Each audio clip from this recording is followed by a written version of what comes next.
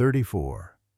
That's how many living creatures Dr. Helen Morrison counted as she extracted them one by one from beneath the golden retriever's skin, each writhing larva placed carefully into the glass collection jar. But these weren't the real shock. In the operating room 3 floors above, Dr. Robert Sullivan's forceps lifted something impossible from Nathan Bradley's open wrist, not metal, but paper. Laminated, blood-stained, preserved for 23 years inside living tissue. He unfolded it with trembling hands, shaky handwriting, faded but legible. Nathan, thank you. You saved my life. Maria R., floor 76, Septi 11, 2001. Sullivan looked at his unconscious patient. 52 years old, 23 metal fragments scattered through his arm, a secret carried since the day the towers fell. But this story doesn't begin in an operating room. It begins 6 weeks earlier, in a quiet house in Portland, with what Nathan Bradley thought was just a common pimple. Leave a like and share your thoughts in the comments along with the city you're watching from. Now let's continue with the story. Nathan Bradley's house sat silent in Portland's Northwest Hills, a craftsman-style home that hadn't felt like home in 4 years. At 52, he lived with routines as precise as the code he wrote: wake at 5:30, coffee in the same mug, work at the desk facing the window where he could see nothing but Douglas firs. He was a software architect, designing AI diagnostic systems for hospitals. The irony wasn't lost on him. He helped others identify disease while avoiding doctors himself. The house told the story of a man frozen in grief. Photographs of Rebecca lined the mantel, but half were turned face down. 2 coffee mugs sat on the kitchen counter. Only one showed signs of use. In the bedroom, a watch lay on the nightstand, stopped at 8:46. Nathan never wound it. In the back of his dresser drawer, beneath old T-shirts, sat a locked metal box he hadn't opened in years. Dust filmed its surface, thick as gilt. His only real companion was Max, a 10-year-old golden retriever with graying muzzle and knowing eyes. The dog had been certified as a service animal for PTSD, though Nathan rarely admitted why he needed one.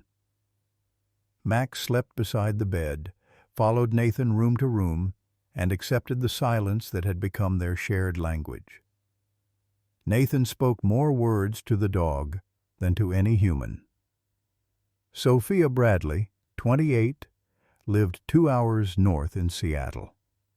An emergency room doctor, she saved lives with the same fierce determination her mother once showed.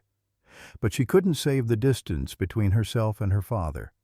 Their relationship had calcified into weekly phone calls, brief exchanges where "How are you?" was answered with "Fine," and neither pushed deeper. Rebecca had been an elementary school teacher, the kind who remembered every student's name decades later. She'd died 4 years ago, breast cancer found too late. Stage 4, 6 months from diagnosis to funeral. Her last words to Nathan had been a request. "Promise me you'll see a doctor about that wrist." He'd promised. He'd lied. The day after Rebecca's funeral, Nathan had told Sophia, "I need space. Don't visit for a while."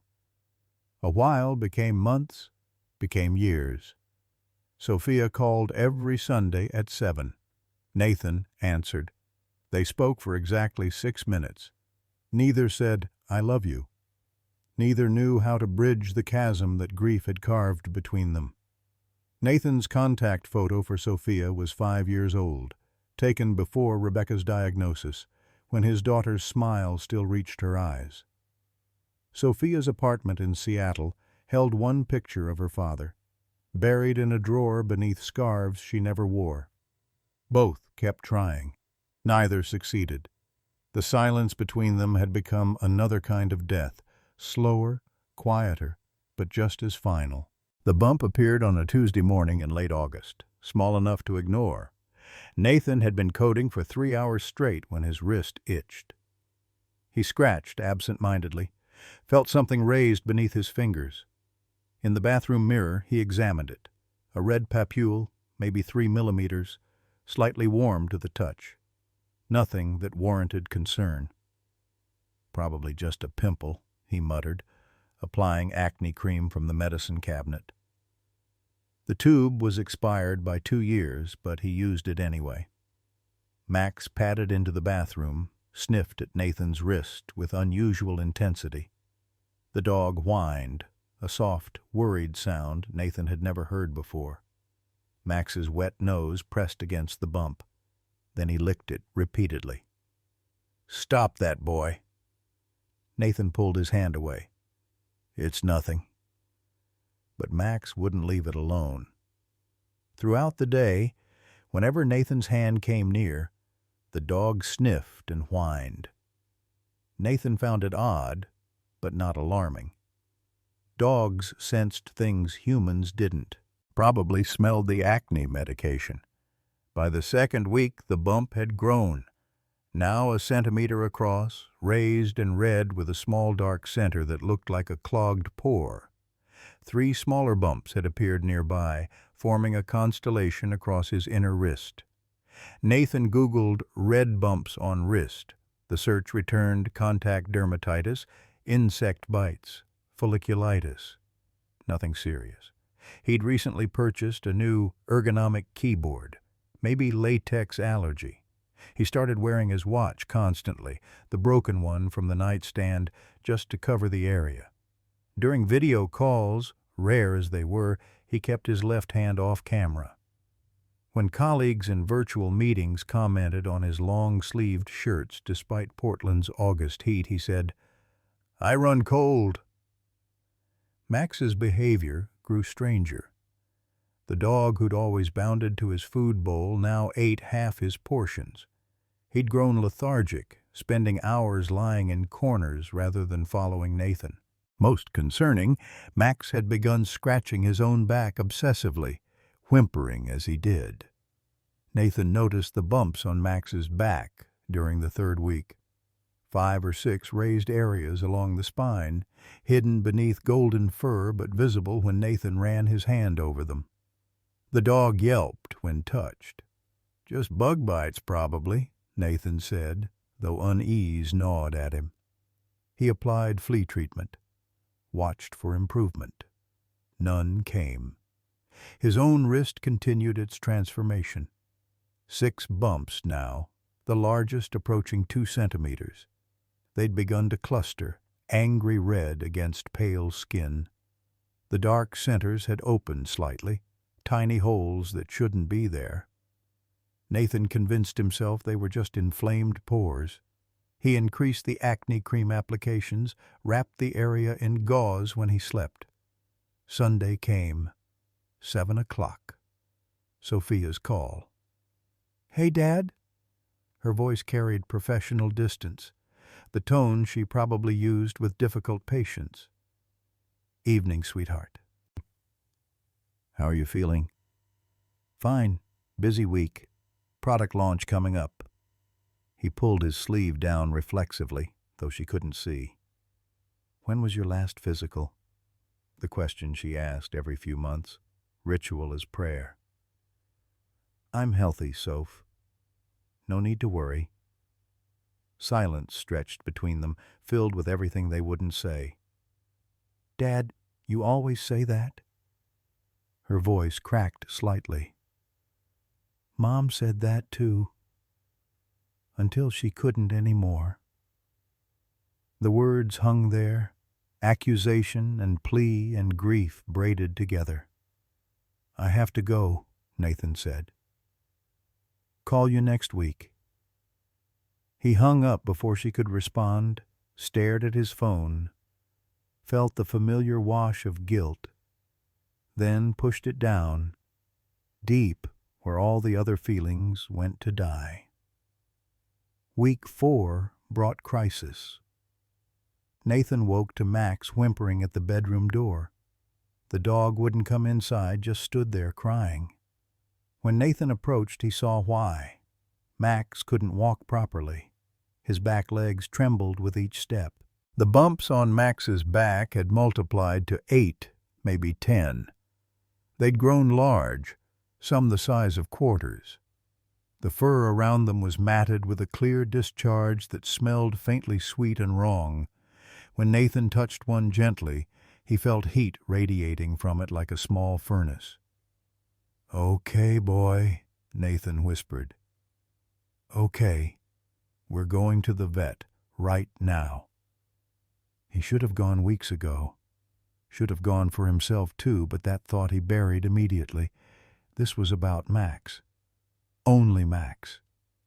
He reached for his phone, started to dial the vet's office, then stopped.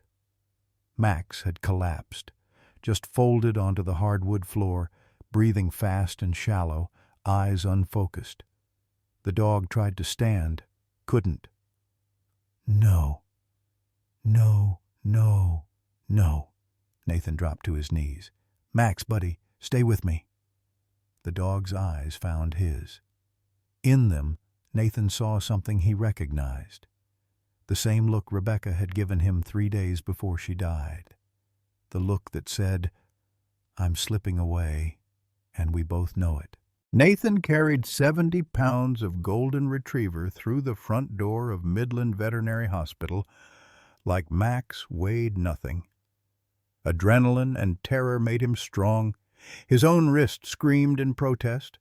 The bumps there had grown painful under pressure, but he didn't care. "Please!" His voice cracked through the waiting room. "My dog is dying." The receptionist looked up, saw Max's limp body, and hit a button. "Dr. Morrison, emergency." Within seconds, a woman emerged from the back. Dr. Helen Morrison was 48, with iron-gray hair pulled tight and eyes that had seen too much suffering to waste time on pleasantries. She assessed Max in 2 seconds. "Exam room 3, now." Nathan followed her into a sterile white room that smelled of antiseptic and fear. He laid Max on the steel table under fluorescent lights that made everything look corpse-pale. The dog's breathing had gone shallow, rapid. His tongue lolled out, darker than it should be. Dr. Morrison worked fast. And worked. Stethoscope to chest, thermometer, pen light in eyes. Then she ran her hands along Max's spine and stopped. Her expression changed. "How long has he had these lesions?" "Maybe 3 weeks. I thought they were bug bites." She said nothing, just pulled out her phone and took photographs. Close-ups of each bump, the camera capturing details Nathan had tried not to see. When she zoomed in on the screen, Nathan saw what he'd been avoiding, the small dark holes at the center of each lesion. Breathing pores. "Mr. Bradley, these aren't insect bites." She pulled up an image on her computer for comparison. "These are botfly larvae, Cuterebra species, native to the Pacific Northwest." Nathan's stomach lurched. "Larvae? Inside him?" "They burrow under the skin, feed on tissue. I'm counting at least 10 visible sites, possibly more." She paused, studied Max's labored breathing. "His body is going into septic shock. The infection is spreading. Can you save him?" "I need to operate immediately. Remove every larva, clean the wounds, start aggressive antibiotics." She met Nathan's eyes. "It's going to be close." Nathan nodded, unable to speak. Dr. Morrison began prepping for surgery, but then she stopped and looked at him directly. "Mr. Bradley, bot flies typically infect rabbits and rodents. They're attracted to contaminated wounds, old injuries with chronic infection." She paused. "Does Max sleep in your bedroom?" "Yes, always." And do you have any old wounds? Scars that never properly healed? Nathan's hand moved to his wrist before he could stop it. The gesture was unconscious, automatic. Dr. Morrison noticed. May I see your wrist? This is about Max, not me. If my theory is correct, it's about both of you. Her voice carried quiet authority. Please. Slowly, Nathan rolled up his sleeve. 6 bumps clustered across his inner wrist, the largest nearly 2 centimeters across. Red, inflamed, with the same dark breathing pores Max had. Dr. Morrison's face went pale. She reached for a portable ultrasound probe without asking permission, pressed it against his skin. The screen showed shadows beneath the surface, multiple bright spots scattered through the tissue. Mr. Bradley, these aren't pimples. Her finger traced the bright spots on the monitor. Those are metal fragments. You have metal embedded in your body. The room tilted. That's impossible. How long have you had that scar? She pointed to a faint white line he'd carried so long he forgot it was there. 23 years. And did you ever have the metal removed? The memories crashed through his defenses. September 12, 2001. Ground Zero, Field Hospital.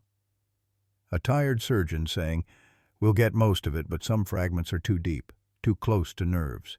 You'll need specialized surgery in 6 months." Nathan had nodded, meant to go back, then never did. "I was told it was too risky to remove," he whispered. Dr. Morrison's expression shifted, not judgment but recognition. She stared at his face like she was looking through decades. "Wait. I know you." Her voice dropped. "September 2001. Ground Zero. I was there." Nathan's chest constricted. "That's impossible." "I was a paramedic. Volunteer first responder. You were sitting on the curb with a piece of metal sticking out of your wrist. I bandaged it, told you that you needed surgery." She paused. "You walked away to help look for survivors. I never saw you again." He couldn't breathe, couldn't think. 23 years collapsed into this moment, this room, this dog, this woman who'd been there. "You never got the surgery," she said. Not a question. "No. Those metal fragments have been inside you for 23 years, corroding, leaching toxins, creating chronic infection." She gestured to Max. "Bot flies are attracted to necrotic tissue." "You went camping recently?" "Last month, with Max. The flies found your infected tissue, laid eggs in your wounds. Max got contaminated through environmental contact, bedding, furniture, anywhere you both were. The guilt hit like a physical blow. I did this to him. You need surgery, Mr. Bradley, today. Those larvae are in you too." "Save Max first," he said immediately. "Whatever it costs, save him first." Dr. Morrison studied him. This man who'd put his dog before himself, who'd carried infection for 2 decades rather than face a hospital. She pulled out her phone. "I'll operate on Max now, but I'm calling your emergency contact." "Where's Sophia?" "Seattle. Don't—" "She's listed here as your daughter. Emergency room doctor." Dr. Morrison was already dialing. "She needs to know." 2 hours into Max's surgery, Sophia burst through the veterinary hospital doors. She'd driven from Seattle at speeds that would have cost her license if caught, her emergency room training overriding every traffic law. When she saw her father in the waiting room, disheveled, eyes red, looking smaller than she remembered, she stopped 3 feet away, not close enough to touch. "Dr. Morrison said you're dying." Nathan looked up. "I'm fine. Max is in surgery." "Don't." The word came out sharp as a scalpel. "Don't you dare tell me you're fine." "Sophie, when was the last time you saw a doctor?" "After your mother's funeral." The admission came quietly. 4 years ago? Her voice rose. 4 years and you thought you were fine? I didn't want to worry you. Max almost died because of you. The words exploded from her. Dr. Morrison told me everything. The larvae, the metal. 23 years of infection that you spread to your own dog because you were too stubborn to see a doctor. Nathan stood defensive. I didn't know. You didn't know because you refused to look. Just like with Mom. She begged you to get that wrist checked, made you promise before she died. And you lied to her. Don't bring your mother into this. Why not? Sophia's hands clenched into fists. You sure don't. You won't even keep her pictures facing up. You locked her away just like you locked away everything else that hurts. The waiting room had gone silent. Other pet owners pretended not to watch. That's not fair, Nathan whispered. What's not fair is watching both my parents choose death over treatment. Sophia's voice broke. Mom didn't know she had cancer until it was too late. But you've known something was wrong for weeks, and you did nothing. Nathan sank back into his chair, head in his hands. Sophia paced, breathing hard, tears threatening. They stood there in the wreckage of 4 years' silence, everything that should have been said at Rebecca's funeral finally erupting. I've known for weeks, Nathan finally said. The bumps. I looked them up, knew they weren't normal. Sophia stopped. Then why? I couldn't. His voice barely carried. I couldn't go to a hospital, couldn't face doctors and operating rooms and... He stopped. Face what, Dad? September 11th. The air changed. Sophia sat down slowly, carefully, like the chairs might break. What does that have to do with anything? Nathan's hand moved to his wrist, that unconscious gesture he'd repeated 1,000,000 times. Everything. The story came out in pieces, fragments like the metal buried in his flesh. Nathan had been 29, a software developer working in the North Tower, 78th floor. Regular Tuesday morning, coffee at his desk. Then at 8:46, the building shook. The explosion, the confusion. A man from the floor above had burst through their office. Michael Cooper, 35, married with 2 kids. Michael had grabbed Nathan, shaken him. Everyone out now!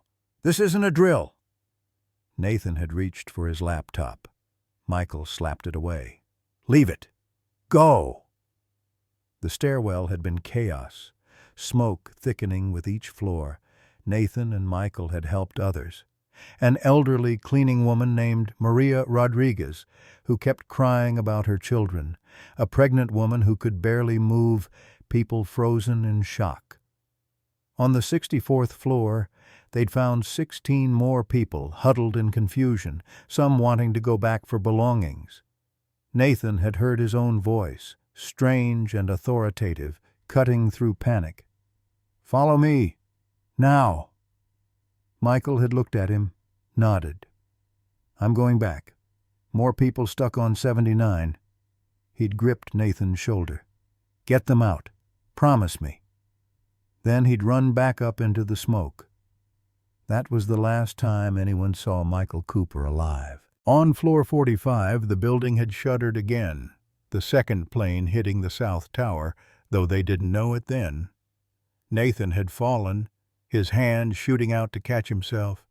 It had impaled on twisted metal and glass, debris from the impact above. The pain had been explosive. Michael had reappeared, torn his own shirt to bandage Nathan's wrist. Blood had soaked through immediately. I'm going back again, Michael had said. Get them out, Nathan. Make this worth it. Nathan had led 17 people down 78 floors, got them outside at 9:54. Maria Rodriguez had grabbed him, pressed something into his hand through his blood-stained bandage, sobbing thank yous in Spanish. Paramedics had separated them. Someone had examined Nathan's wrist, said the metal was deep, surgery needed but not immediately. Then the sound. Everyone looking up, the South Tower collapsing in a roar that swallowed the world. Nathan had tried to run back toward the building. First responders held him. "You can't, it's too dangerous." He'd screamed for Michael, fought against the hands restraining him, until they'd forced him into an ambulance. Field surgeons had removed what they could. Too much metal, too close to nerves and arteries. "You need specialized surgery in 6 months," they'd said. Nathan had agreed, meant to go back. Never did. "Michael died at 9:59 when the North Tower fell," Nathan said, his voice hollow. "He had a wife, 2 kids, and I'm nobody. I should have gone back. Should have—" "You saved 17 people," Sophia interrupted. "But not him." They sat in silence. Other people's conversations filtered through. Normal pet emergencies, annual checkups, everyday concerns. Nathan and Sophia existed in a bubble of grief that spanned 2 decades. "All this time," Sophia whispered, "you've been carrying that. The metal, the guilt. And you never told anyone."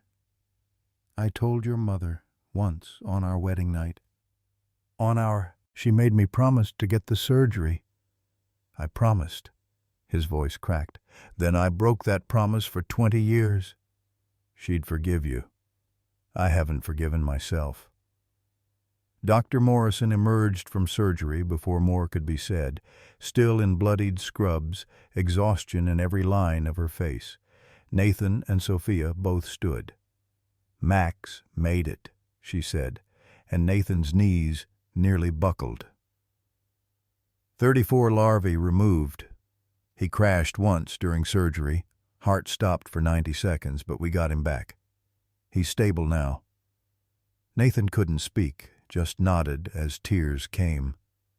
"But, Mr. Bradley, you need surgery immediately. I called ahead to Portland Medical. They have a CT scanner ready." She handed him a card. "Dr. Robert Sullivan, best trauma surgeon in the state. He's expecting you within the hour." The name meant nothing to Nathan, but Sophia took the card, looked at it, looked at her father. "We're going, now. I want to see Max first. After the CT scan, after we know how bad this is." Sophia's ER doctor voice brooked no argument. "Move!" Portland Medical Center rose like a concrete and glass monument to everything Nathan had avoided for 23 years. The smell hit him in the parking lot. Antiseptic, illness, institutional cleaning products. The same smell from Rebecca's final weeks. His hands started shaking. Sophia saw it, said nothing, just took his arm and guided him through automatic doors. The CT scan took 20 minutes. Nathan lay perfectly still inside the humming machine, trying not to think about Rebecca in the MRI scanner that had found her cancer too late. Trying not to remember Michael Cooper crushed under 1,000,000 tons of steel and concrete. Trying not to feel the metal fragments embedded in his flesh like shrapnel from a war that never ended. 90 minutes later, Dr. Robert Sullivan reviewed the images on a lightboard. He was 65, silver-haired, with the steady hands of someone who'd spent 4 decades cutting into human bodies. The scans showed Nathan's arm in cross-section, muscle, bone, and 23 bright white spots scattered like stars in a constellation of damage. "Mr. Bradley," Sullivan said, pointing to the largest fragment, "this piece is 3 centimeters long. It's positioned 4 millimeters from your spinal nerve cluster." Sophia leaned forward. "How is he even alive?" "Luck. One wrong fall, one car accident, even a hard twist." Sullivan traced the nerve pathway on the scan. and he could have been paralyzed any time in the last 23 years. "How bad is the infection?" Sophia asked. "Severe. The metal has been corroding, leaching lead and other toxins. His body has formed chronic osteomyelitis, bone infection, around several fragments. That created necrotic tissue, which attracted the bot flies." Sullivan pulled up another image. "I'm seeing signs of systemic sepsis. Without surgery, I'd give him a week." Nathan stared at the scans, seeing his body mapped out in black and white, the metal fragments like bullets he'd been carrying since the towers fell. Sullivan studied Nathan's face with an intensity that made him uncomfortable. Then the surgeon went very still. "Bradley. Nathan Bradley." He said the name slowly, like pulling up a file from deep archives. "North Tower, floor 78. Nathan's heart stopped. "What?" "I was the trauma surgeon. September 12, 2001. Ground Zero Field Hospital." Sullivan's voice had gone quiet. "You came in with 17 survivors. Metal embedded in your wrist. I told you that you'd need specialized surgery in 6 months." He paused. "You never came back." The room spun. Nathan gripped the edge of the examination table. 23 years collapsed into nothing. The tired, soot-covered surgeon from that day stood before him, older but unmistakable. "I meant to," Nathan whispered. "I just couldn't face it," Sullivan finished. "PTSD is common in survivors, but Mr. Bradley, this," he gestured at the scans, "is why we tell you to come back." Sophia was staring at both of them, this impossible convergence of past and present. Sullivan pulled up a chair, sat down so he was eye level with Nathan. "I need to be straight with you. This surgery is complex. 23 fragments, some near major nerves in your spinal cord. The risks are significant. 20% chance of partial paralysis, 30% chance of severe infection, bleeding complications. And if I don't do it, 100% mortality within a week. The sepsis will spread to your heart, your brain. It won't be peaceful." Nathan looked at his hands, imagined them going numb, useless. Looked at Sophia, imagined her watching him die the way she'd watched Rebecca die.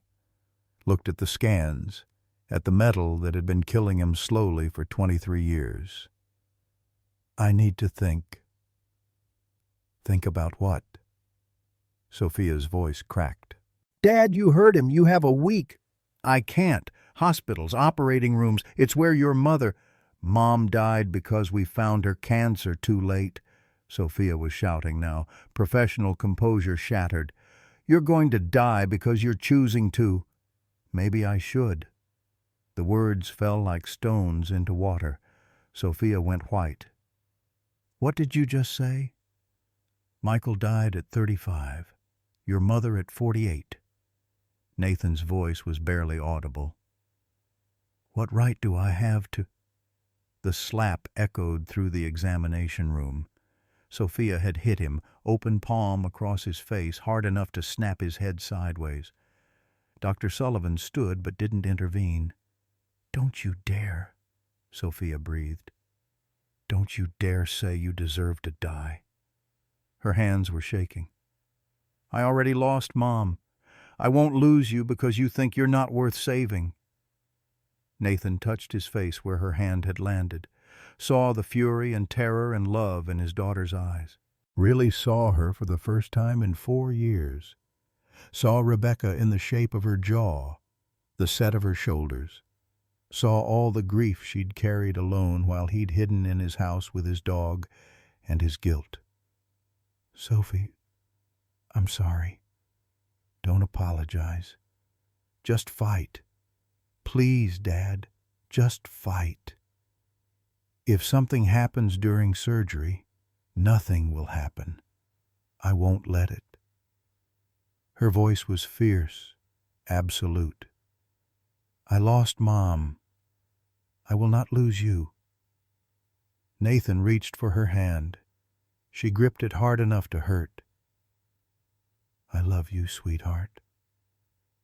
The words felt rusty, unused for years, but true. "I love you too, Dad." Sophia was crying now, not bothering to hide it. Nathan turned to Dr. Sullivan. "Okay, let's do it." Sullivan nodded.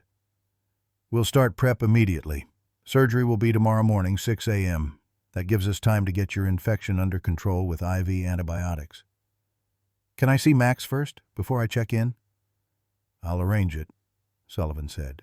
At 5:30 the next morning, orderlies wheeled Nathan toward the operating room. He'd spent the night with IV antibiotics dripping into his arm. Sophia asleep in the chair beside his bed. They'd talked until midnight, real conversation, not the surface exchanges of the past 4 years. About Rebecca, about grief, about the 23 years Nathan had spent hiding from September 11th. Now, being wheeled down fluorescent-lit corridors, Nathan's hand found Sophia's.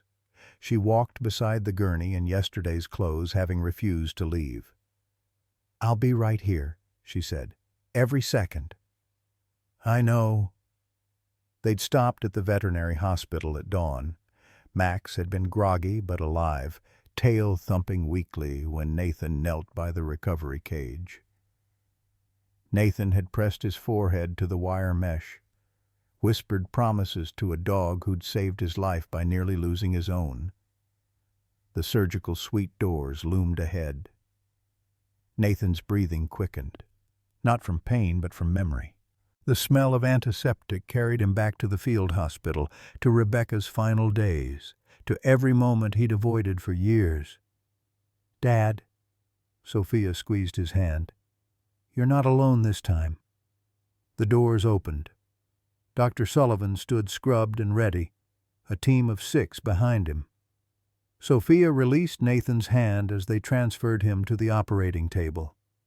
The anesthesiologist introduced herself, explained the process. Nathan barely heard. His eyes found Sophia through the observation window. She'd be watching from there, against protocol, but nobody had stopped her. "Count backward from 10, the anesthesiologist said. 10, 9, 8. The world dissolved. Dr. Sullivan made the first incision at 6:17 a.m., an 8-inch vertical cut along Nathan's forearm, exposing layers of muscle and scar tissue that had been building for 23 years. Blood welled up, was suctioned away. The first metal fragment appeared, green-brown with corrosion, embedded in tissue that had tried to heal around it and failed.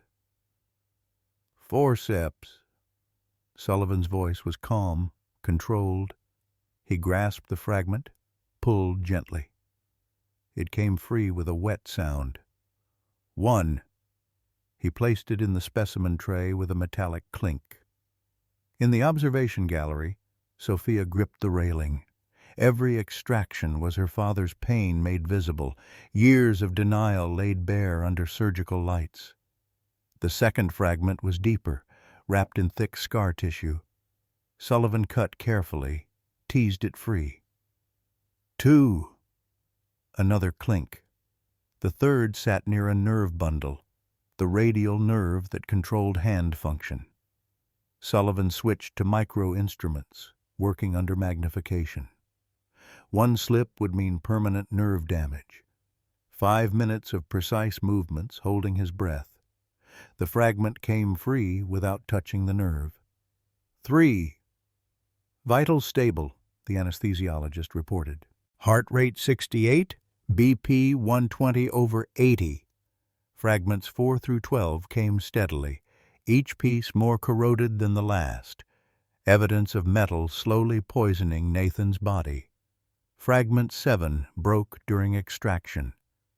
Sullivan spent 15 minutes hunting through tissue for the second piece, finding it near bone. "That was close," he muttered. Fragment 13 was the critical one, 3 centimeters long, positioned 4 millimeters from the spinal nerve cluster, the largest piece, the most dangerous. Sullivan called for enhanced magnification. On the monitor, the nerve bundle was visible, white, pulsing with life, vulnerable. The room went quiet. Even the nurses stopped moving. Sullivan positioned both hands, began pulling the fragment with movements so small they were barely visible, 0.5 millimeters at a time, the metal sliding past the nerve with a hair's breadth clearance. 8 minutes. Nobody breathed. The fragment cleared. Sullivan lifted it free. 13. The team exhaled as one. Sullivan reached for fragment 14 and his forceps touched something unexpected. Not metal, something softer. He probed gently, confused. His fingers closed around it, pulled, laminated paper, small, square, yellowed with age, blood-stained but preserved, sealed in plastic that had somehow survived inside living tissue. What on earth? Sullivan held it under the light. The surgical assistant leaned closer. "Is that writing?" Sullivan unfolded it carefully. Shaky handwriting, faded but legible. "Nathan. Thank you. You saved my life. Maria R., floor 76, Sept. 11, 2001. The operating room went still.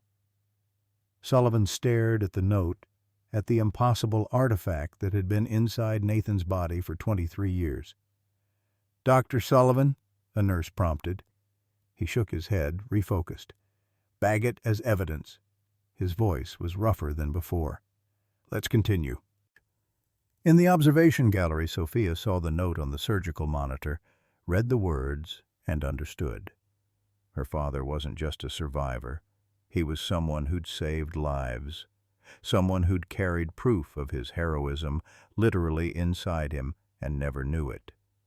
Tears streamed down her face. Surgery continued. Fragments 14 through 20 extracted systematically. Hours passed. The team worked with mechanical precision, removing pieces of September 11th from Nathan's flesh like excavating artifacts from a grave. Fragment 21 lay deep in shoulder tissue, near the brachial artery. Sullivan probed carefully, touched the metal, and suddenly blood gushed. Bright red, arterial, flooding the surgical field. "Damn! I nicked the artery." Sullivan's calm cracked. "Suction!" The nurse suctioned, but blood filled faster than she could clear. "BP dropping," the anesthesiologist called. 120/80, 110/75. Blood obscured everything. Sullivan worked blind, fingers searching for the damaged vessel. 90/60. I can't see."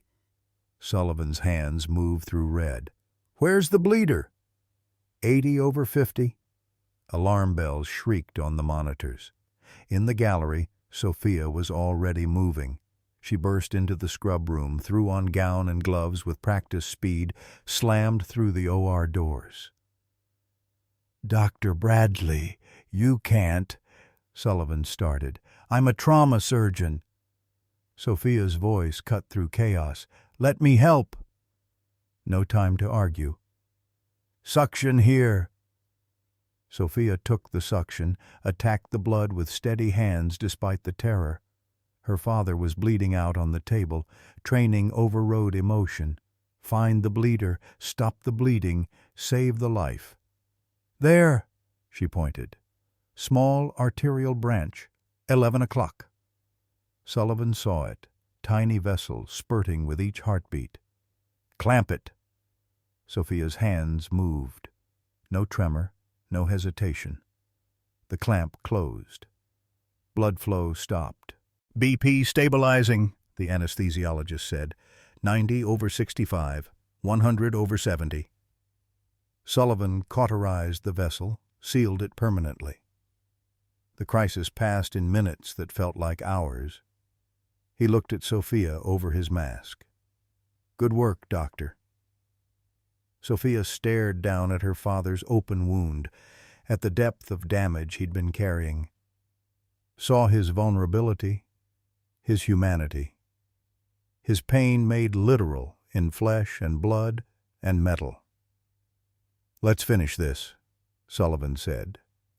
Sophia stayed, assisted through fragments 22 and 23. Both came free cleanly. Total time, 6 hours, 15 minutes. Sullivan closed the incision with 47 careful sutures, each one pulling Nathan's flesh back together. "All fragments accounted for," Sullivan announced. "We're done." Nathan was wheeled to ICU, still unconscious. Breathing tube removed but sedation deep. Sophia held his hand as they moved through corridors, as if her grip alone could anchor him to life. In the recovery room, monitors beeped steadily. Heart rate 68, blood pressure 115/75, oxygen saturation 98%, all good numbers. Sophia collapsed into the bedside chair. Exhaustion crashed over her. She'd been awake 36 hours, most of it in terror. But she didn't leave, couldn't leave. 8 hours later, Nathan's eyes fluttered, opened, unfocused at first, then finding her face. "Becca?" His voice was rough from intubation. Sophia's throat closed. "No, Dad. It's Sophie." Focus returned. "Sophie." He tried to sit up. Pain stopped him. "Don't move. You have 47 stitches. "Max?" "He's okay. Recovering." "And the surgery?" "They got all 23 pieces." She lifted the evidence bag with Maria Rodriguez's note. "And they found this."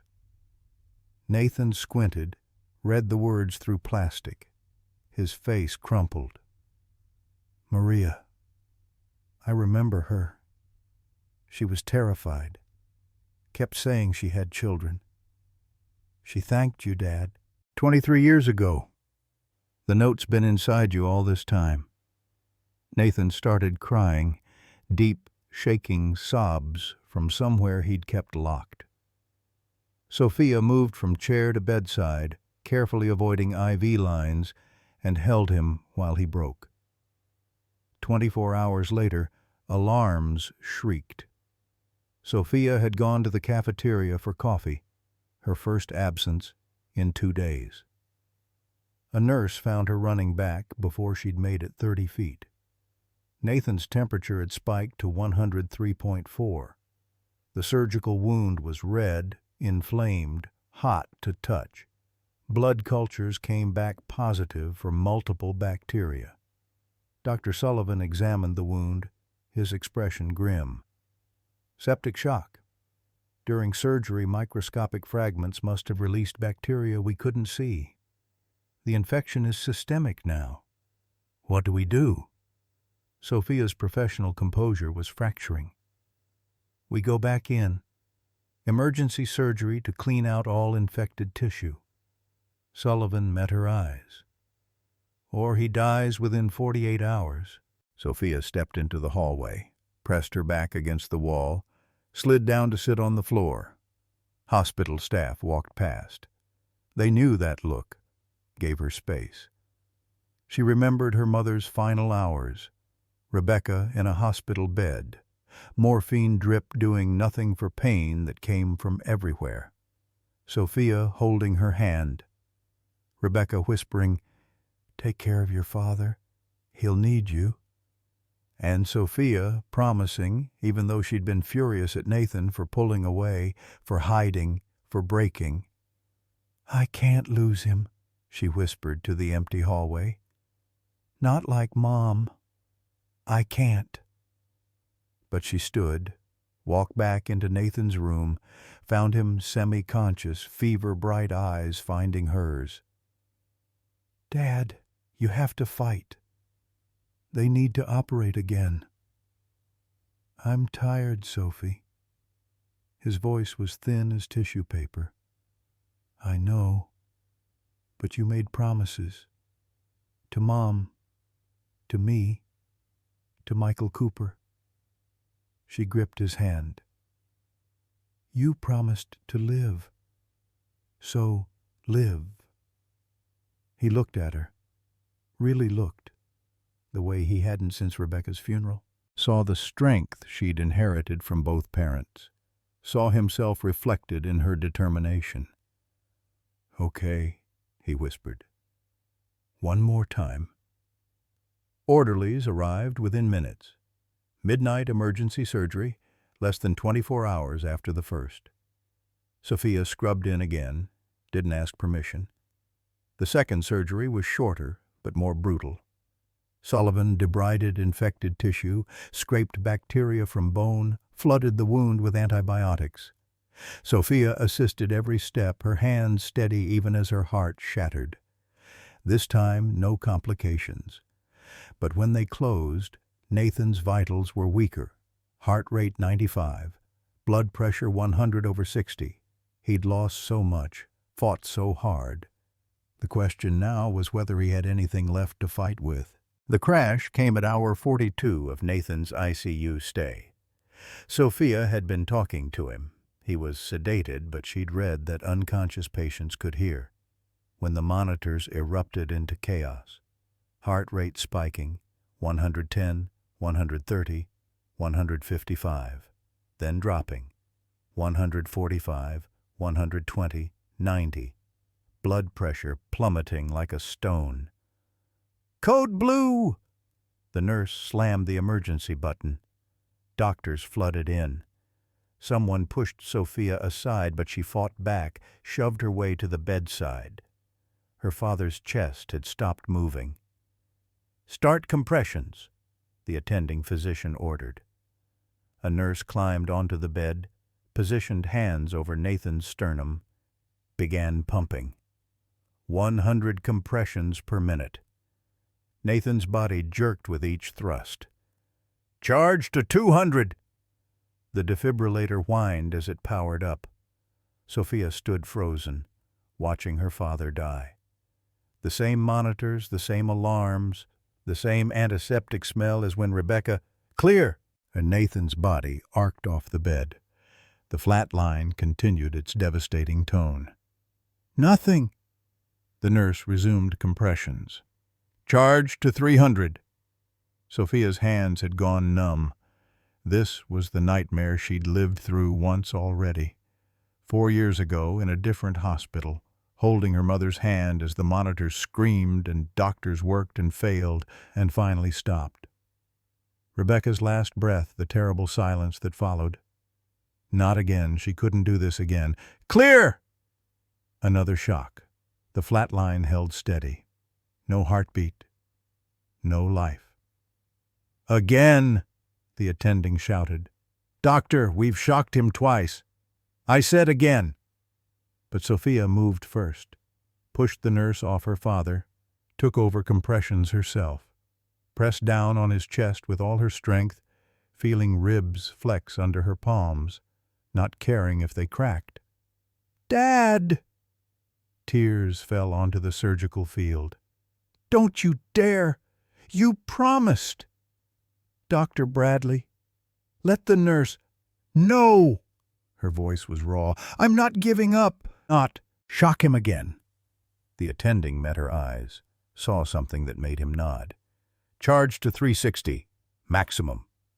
The defibrillator whined higher. "Clear!" Sophia stepped back. The shock hit. Nathan's body convulsed. Flatline. 1 second. 2 seconds.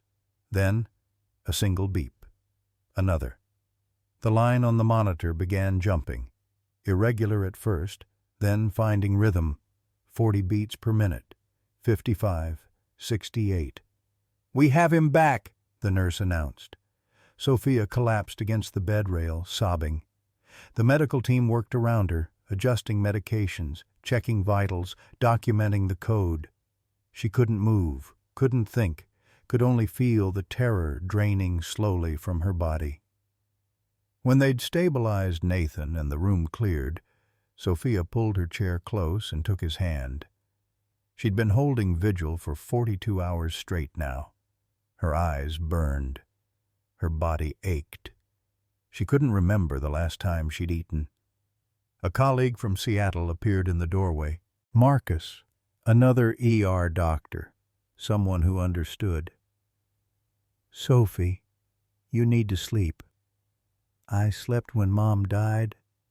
Her voice was mechanical. "Went home for 3 hours. She died alone. Your mom wouldn't want—" "I'm not leaving." Marcus left food she didn't eat, coffee she didn't drink. Hour 47 brought improvement. Nathan's fever broke. Temperature dropped from 103 to 99.8. The inflammation around his wound decreased. Blood cultures showed the antibiotics were working. Sophia fell asleep in the chair around hour 50, still holding Nathan's hand. She dreamed of childhood. Nathan teaching her to ride a bike, running beside her for 2 hours straight, never letting go no matter how tired he got.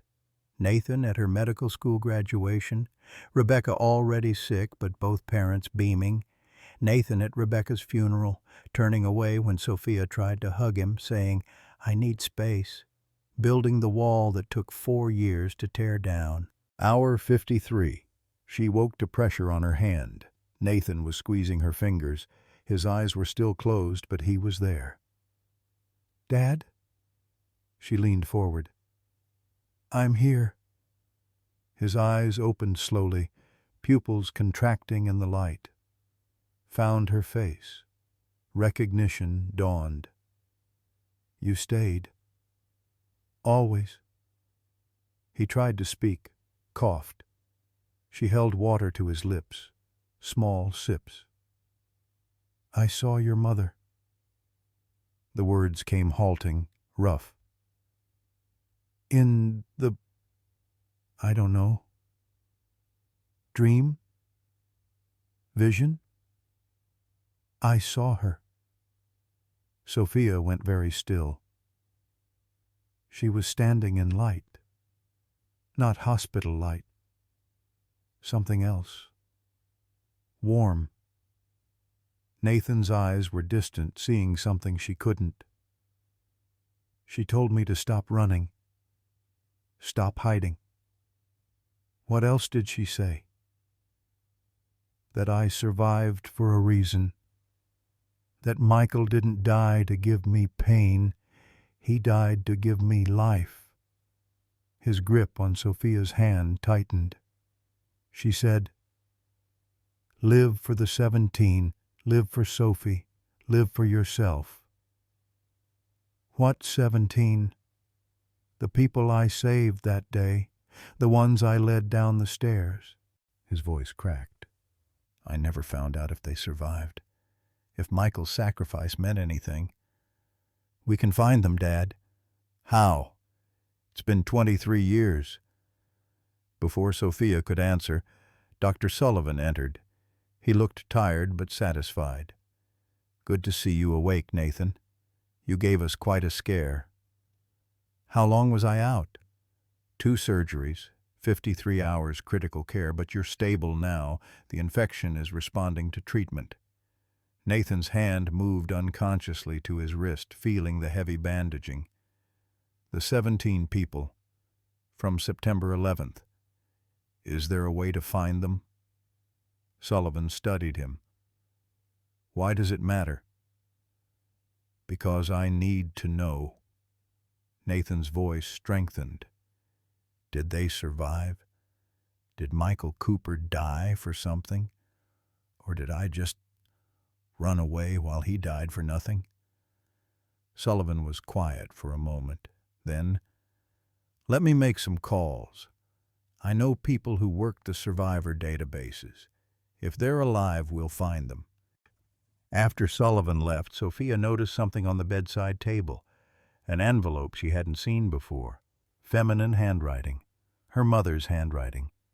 "Dad, what's this?" Nathan followed her gaze. "Your mother wrote it the week before she died. I couldn't open it. Couldn't face—" He trailed off. "Do you want to open it now? Together?" Nathan looked at the envelope for a long time. 4 years he'd carried it, unopened. 4 years he'd been too afraid to read Rebecca's final words. But he'd almost died twice in the past 3 days, almost lost the chance to hear what she'd needed to say. "Yes," he whispered. "Together." Sophia opened the envelope carefully. Inside, one sheet of paper covered in Rebecca's increasingly shaky handwriting. The tremor from chemotherapy visible in every line. "My dear Nathan," Sophia read aloud, her voice breaking. "If you're reading this, I'm gone. And you're probably still blaming yourself for everything. For my cancer, for September 11th, for surviving when others didn't." She paused, looked at her father. He was crying silently.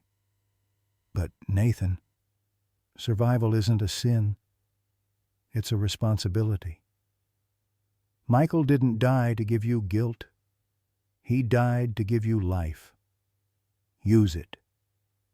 The 17 people you saved that day, find them. Let them thank you. Let yourself heal." Sophia's hand shook.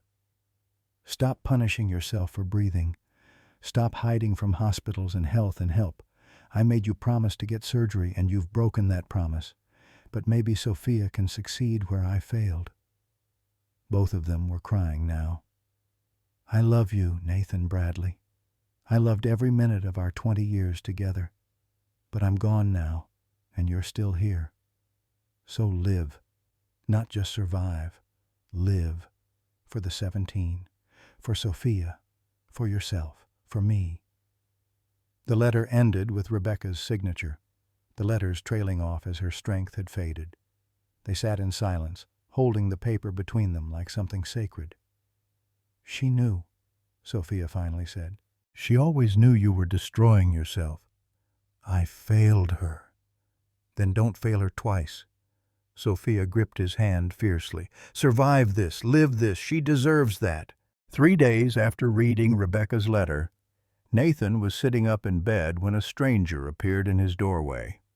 The man was early 50s, well-dressed in a business suit despite the hospital setting. He carried himself with the controlled confidence of someone used to courtrooms. "Nathan Bradley?" Nathan looked up from the pudding cup Sophia had finally convinced him to eat.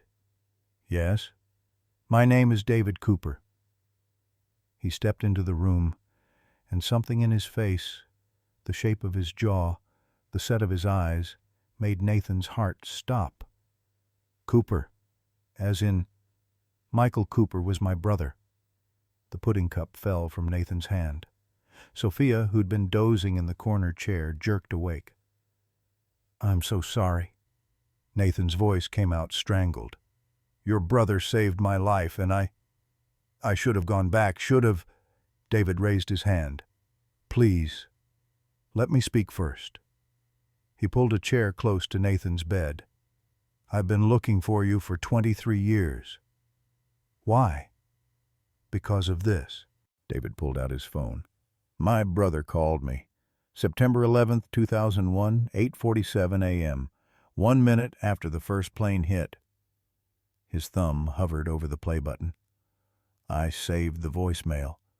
I've listened to it 1,000 times, but I think you should hear it." Nathan couldn't breathe, couldn't speak. David pressed play. Static crackled through the phone's speaker. Background chaos, screams, alarms, the groan of stressed metal. Then Michael Cooper's voice, urgent but controlled. Dave, if you get this." A crash in the background. Someone shouting. "I'm in Tower 1. Plane hit above us. It's bad, Dave. Really bad." His breathing was labored. "Listen, there's a guy here, Nathan Bradley. Tech guy from 78, good man. He's helping people, leading them down. I pushed him to go first." Another rumble. More screams. "I'm going back for more people. If I don't make it—" His voice caught. "Find Nathan Bradley. Tell him, thank you for making my sacrifice worth it. Tell him not to waste the life I gave him." The rumbling grew louder. "Tell Kate and the kids I love—" Static. Then nothing. The hospital room was silent. Sophia had her hand over her mouth. Nathan was shaking, tears streaming down his face. "That was 9:54 a.m., David said quietly. "My brother died 5 minutes later when the North Tower collapsed. But his last thoughts weren't about dying. They were about you living. He died because of me," Nathan choked out. "If I hadn't needed help, if I'd been faster—" "If you'd been faster, 17 people would have died." David's voice was firm. "Then my brother's death would have meant nothing." He pulled a folder from his briefcase, set it on Nathan's lap. "After Dr. Morrison called me about your surgery—" "Wait." Sophia stood up. "You know Dr. Morrison?" David's expression softened slightly. "We've been talking for a few months now." Nathan and Sophia exchanged glances, but David continued before they could ask more. "I did some research." He opened the folder. "This is a list of everyone who evacuated through Stairwell A, North Tower between 8:46 and 9:59 a.m. on September 11, 2001. Cross-referenced with survivor databases and public records." Nathan stared at the document. Typed names, 17 of them, each followed by current information. "All 17 people you led down that day are alive, Nathan." The words didn't compute. Nathan read the first name, Maria Rodriguez, age 68, Queens, New York. 3 children, 8 grandchildren, alive. Second name, Thomas Wright, age 73, Boston, Massachusetts. Retired firefighter, cancer survivor. 2 children, alive. Jennifer Kim, age 51, Portland, Oregon. Firefighter, saved 12 lives in career, alive. Robert Santos, age 55, Manhattan, New York. PTSD counselor specializing in 9/11 survivors. Alive. He kept reading. All 17. Every single person who'd followed him down those stairs had survived. "Between them," David continued, "they have 34 children who were born after September 11th, and 52 grandchildren. Nathan, because you led 17 people to safety that day, 103 people exist." Nathan couldn't speak. The numbers didn't seem real. 103 lives because he'd helped an elderly woman down the stairs, because he'd stopped on floor 64 to gather confused people, because Michael Cooper had pushed him to go first. "My brother didn't just save your life," David said. "He saved you so you could save them, and those 17 people created families, had children who became doctors, teachers, firefighters. One of Maria Rodriguez's granddaughters is in medical school because Maria survived to raise her daughter. One of Thomas Wright's sons is a trauma counselor who's helped hundreds of 9/11 survivors." Sophia was crying openly now. "Dad, you're not a survivor who got lucky. You're a hero." "I spent 23 years thinking I was selfish," Nathan whispered, "thinking I didn't deserve to live." "You didn't run," David said. "You led. There's a difference." He paused. "And my brother didn't die saving just you. He died saving you so you could save them. Every breath you've taken for 23 years has honored his sacrifice." Nathan looked at the list again, at 17 names that had become 103 lives. The weight he'd been carrying, the guilt that had literally poisoned his body with infected metal, shifted. Didn't disappear, but shifted into something else. Not guilt, responsibility, purpose. "There's something else," David said. He glanced at Sophia, some silent communication passing between them. "I haven't just been researching the 17 survivors. I've also been talking to your daughter." Nathan looked between them. Sophia stepped forward, took David's hand. On her left ring finger, a diamond caught the light. "Dad, there's something I need to tell you." She took a breath. "David and I are engaged." The hospital room tilted. Nathan stared at the ring, at their joined hands, at the impossible convergence of past and present. "When did you... how?" "Dr. Morrison called me when Max had surgery," David explained. "Said Nathan Bradley was being treated. I flew to Portland that day. Your first surgery was already underway, so I sat in the waiting room." He looked at Sophia. "Where I met your daughter. We talked for 8 hours, Sophia said. About Michael, about Mom, about you, about grief and guilt and trying to move forward." Her voice softened. "We've been talking ever since. He proposed yesterday." Nathan looked at them, Michael Cooper's brother and his own daughter, holding hands beside his hospital bed. The brother of the man who died saving him, in love with the daughter he'd almost orphaned through stubbornness and fear. "Your mother would have loved this," Nathan said, and started laughing. Real laughter, the first in years. "Michael saves me. I save 17 people. And now his brother and my daughter—" He couldn't finish, laughing and crying simultaneously. Sophia was crying too, but smiling. She would have called it fate. "I call it a second chance," David said. He pulled another document from his folder. "Which brings me to why I'm really here. The 17 people on this list. They want to meet you, Nathan." Nathan's laughter stopped. "I can't. I haven't been back to New York since—" "I know. But they've waited 23 years to say thank you. Maria Rodriguez especially. She's organized a gathering at the 9/11 memorial." He paused. "6 months from now, after you're fully recovered. Will you come?" Nathan looked at the list again. 17 names. 103 lives.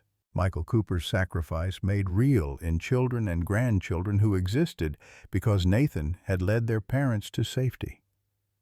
He looked at Sophia, at the engagement ring, at the new family being formed from old tragedy. He looked at Rebecca's letter, still on the bedside table. Live for the 17. Live for Sophia. Live for yourself. "Yes," Nathan said. "I'll come." David smiled, Michael's smile on a different face. "Good. Welcome home, Nathan." The words hung in the air. Welcome home. Not to a place, but to life itself. To the world Nathan had been hiding from for 23 years. To the responsibility of survival, the purpose of breath, the meaning of sacrifice. For the first time since the towers fell, Nathan Bradley allowed himself to believe he deserved to be alive. 6 months later, Nathan Bradley stood at the September 11th Memorial in New York City for the first time in 23 years. The bronze panels bearing names of the dead stretched before him, reflected in pools of water that fell endlessly downward. Sophia held one arm. David held the other. Max, wearing his therapy dog vest, pressed against Nathan's leg. Nathan's fingers found Michael Cooper's name, traced the engraved letters. "I'm sorry it took me so long." "He would understand," David said quietly. One by one they appeared. 17 people holding photographs from September 11th, young faces covered in ash, eyes wide with shock and survival. Now they were older, gray-haired, but alive. So impossibly, beautifully alive. Maria Rodriguez came first. At 68, she was small and elegant, moving with the careful grace of age. When she saw Nathan, she gasped, ran forward, threw her arms around him. "Nathan, Nathan Bradley, I pray for you every day for 23 years. She pulled back, showed him a photograph, herself at ground zero, bloodstained, being helped by paramedics. "You carry my note. Inside you. Dr. Sullivan, he tell me." "I never forgot you," Nathan said, his voice breaking. "I never forget you." She gestured behind her. "My children, my grandchildren, all here because you say, 'Run.'" 8 people stepped forward.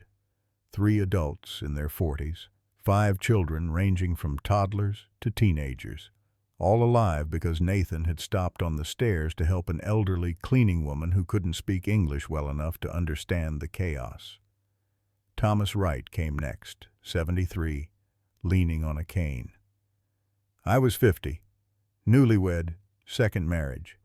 You waited for me on floor 64 when I got confused." He gestured to a woman beside him. "This is Ellen. We just celebrated our 23rd anniversary. Jennifer Kim, 51, in firefighter dress blues. I was paralyzed with fear. You grabbed my shoulder, said, 'Your children need you.' I have 2 daughters now, both doctors. Robert Santos, 55, who'd had a panic attack in the stairwell. You talked me through it, every floor. Saved my life twice, from the fire and from myself." One by one, all 17, each with their story, their survival, their gratitude. Behind them stood children and grandchildren, babies in arms, teenagers, young adults. 103 people who existed because Nathan Bradley had led 17 strangers to safety. A photographer captured the moment. Nathan in the center, overwhelmed and weeping, surrounded by concentric circles of life he'd created. Sophia and David on either side. Max at his feet. 103 faces, all looking at the man who'd given them the gift of existence. Later, at the opening of the Nathan Bradley Foundation in Portland, a converted warehouse offering free medical care, PTSD counseling, and support groups for survivors, Nathan stood at a podium with Max beside him. "6 months ago I thought I had a common pimple," he began. "Turned out I had 23 years of September 11th still inside me. A dog named Max got sick and saved my life by forcing me to face what I'd hidden." He looked at the crowd. The 17, their families, other survivors, other people still learning to live with trauma. Don't wait 23 years to ask for help. Survival isn't just breathing, it's living. Michael Cooper didn't die to give me guilt. He died to give me life. And it took me 2 decades to learn how to use it. 1 year later, Nathan's house had changed. Rebecca's photographs faced forward now. New pictures joined them. The 17 survivors, their families, Sophia and David's wedding. Nathan's watch ran again, set to correct time. Morning light streamed through windows no longer covered by heavy curtains. Nathan made 2 cups of coffee, one for himself, one for Sophia, who'd moved back to Portland to run the Foundation's free clinic. David had transferred his prosecutor position to work on behalf of 9/11 survivors seeking justice and compensation. Max pressed against Nathan's leg, healthy and whole, certified therapy dog working weekly with PTSD patients. The radio played, anniversary coverage of September 11th. Nathan didn't turn it off. Instead, he touched the scar on his wrist, felt the absence of metal that had poisoned him for 23 years, and smiled. "Morning, Dad." Sophia entered, David behind her. "Morning, sweetheart." Nathan handed her the coffee. Beautiful day. For the first time in 23 years, he meant it. The screen faded to warmth and light. A family together, a man finally living, instead of just surviving, 103 lives continuing because one person chose to help instead of run. Text appeared, "If you or someone you know is struggling, National Suicide Prevention. Lifeline 988. You are not alone." Sometimes the smallest things we ignore become the loudest warnings we need. Nathan thought it was just a pimple. It was 23 years of buried pain, guilt, and unhealed wounds. His dog Max got sick and saved his life by forcing him to face what he'd been hiding. How many of us are carrying our own invisible burdens, metal fragments we can't see, guilt we won't release, promises we've broken to the people we love most? Nathan survived September 11th but spent 2 decades dying slowly, convinced he didn't deserve help, didn't deserve healing, didn't deserve life itself. It took nearly losing everything, his dog, his daughter, his own life, to discover the truth. He wasn't a coward who ran. He was a hero who led 17 people to safety, creating 103 lives across 3 generations. Rebecca's final letter said it best. Survival isn't a sin, it's a responsibility. If you've been avoiding that doctor's appointment, that difficult conversation, that wound you've been carrying for years, let this story be your wake-up call. Don't wait until crisis forces your hand. What burden have you been carrying that needs healing? Have you ever discovered that what you thought was failure was actually your greatest gift? Share your story in the comments. Your words might save someone's life today.